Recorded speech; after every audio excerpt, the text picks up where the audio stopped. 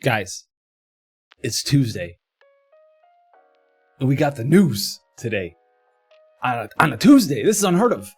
It's unheard of. I'm so stoked that we finally got it on a Tuesday.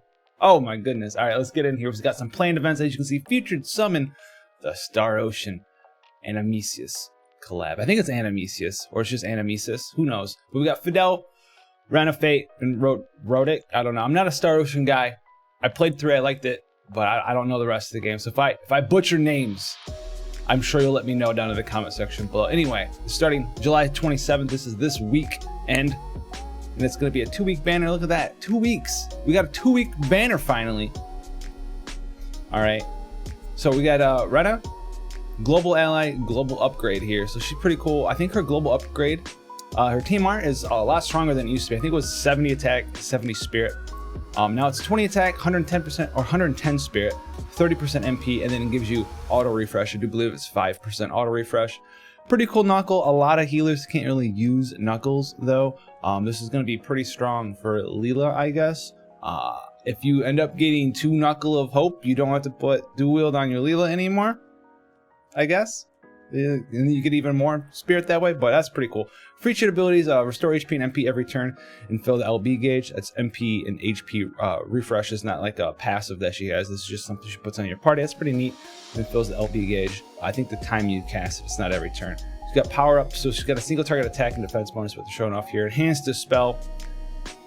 Remove stop from all allies. That's the important part. It does also do like paralysis, confusion, and stone and stuff. And then martial arts.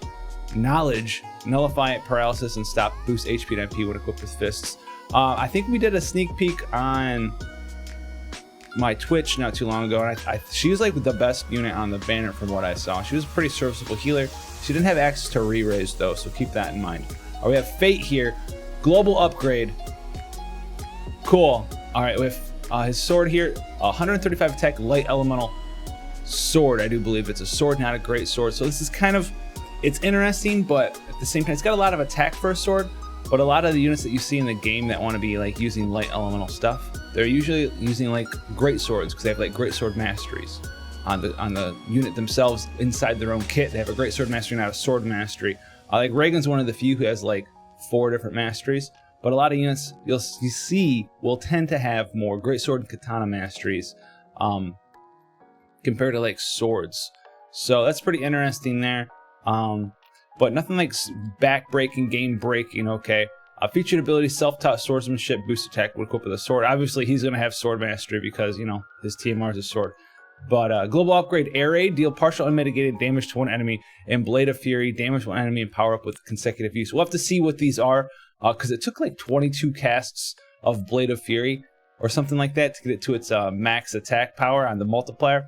Fate was, he had a cool design in JP, if I remember correctly. He was basically designed as like a dual wield unit, but his kit was very well designed as a true double hand unit. So he's got a lot of imbues. He's got a lot of ways to max his LB out really fast. He's got like 4 different skills that give him like 14 LB crystals per turn, but he has like no double hand nor true double hand passives whatsoever. So he's pretty interesting. We'll have to see what these global upgrade buffs are.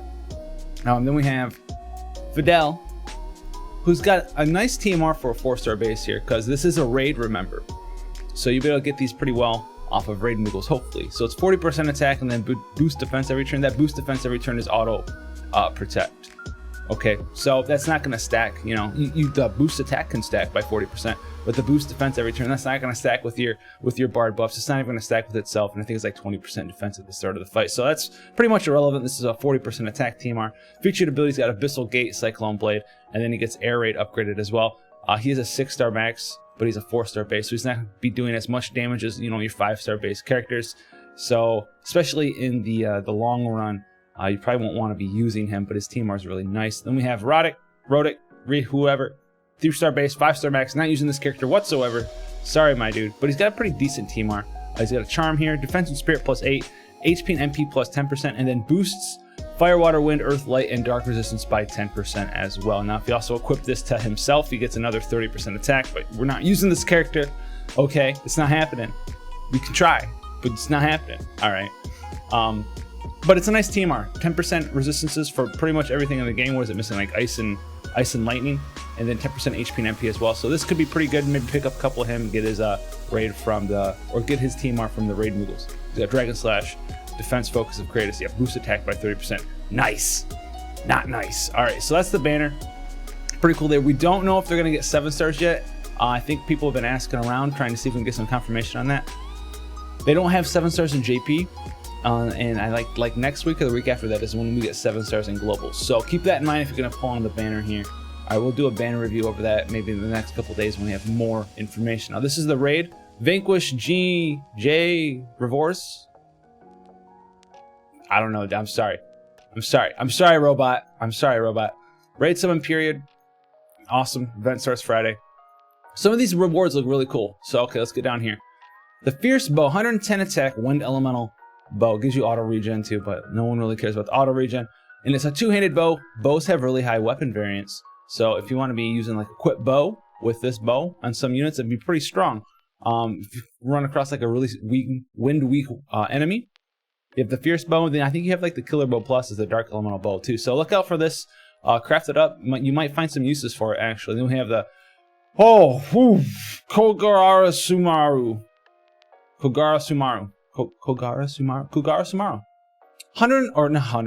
72 attack Dark Elemental Katana. Could you imagine if there's 172 attack Dark Elemental Katana? Ooh! Sephiroth, rejoice. Pretty strong. It's our first Dark Elemental Katana, I do believe. And then Scarlet Roses, attack and magic plus 60 with Earth Elemental on a gun. So that's pretty neat there. Earth Elemental gun, chain with that maybe. And then we got the Riot Gear Metal Pipe. Takamiza Kujukuzuji. We're moving on. Actually, hold on. Let's try this. I think I could do it. Takamikazuchi.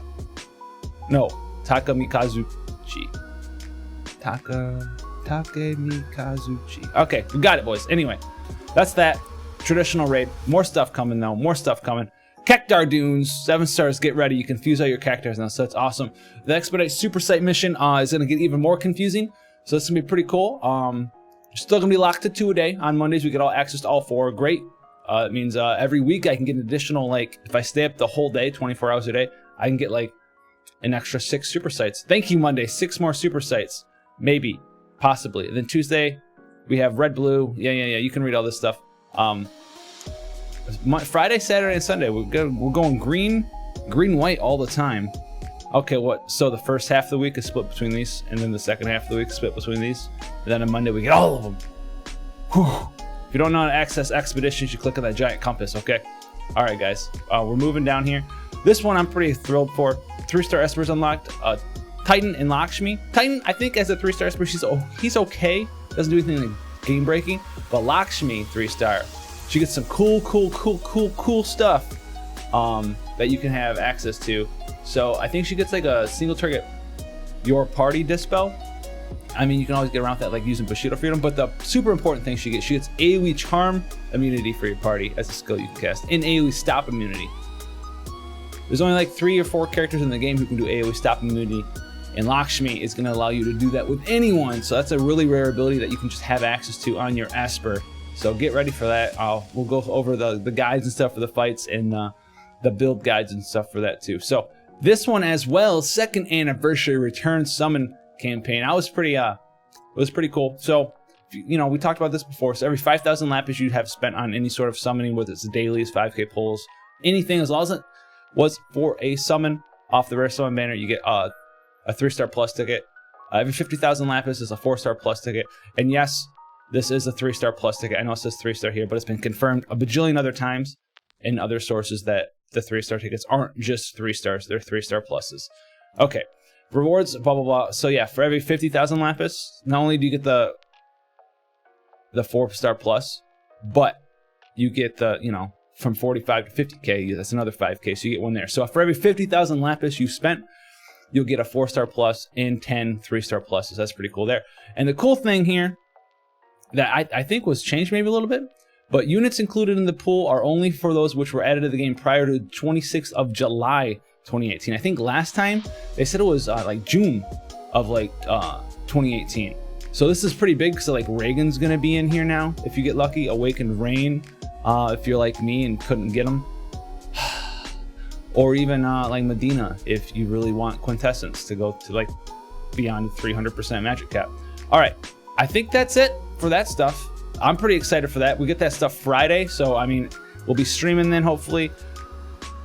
I'll get my card Wednesday, apparently. That's what I've been told. But we're hanging out, you know, thanks for hanging out with us. I'm excited for a lot of the stuff. When you have the 3-star espers, well, I'll have to take a look at the global exclusive versions of the buffs for Fate in the gang. I want to be optimistic, but I'm kind of like pessimistic about it. So we'll see you guys, but I'll see you guys in the next one. If you want to see previous content, playlist section, future content, sub button, and I'll see you on Twitch or something. Later.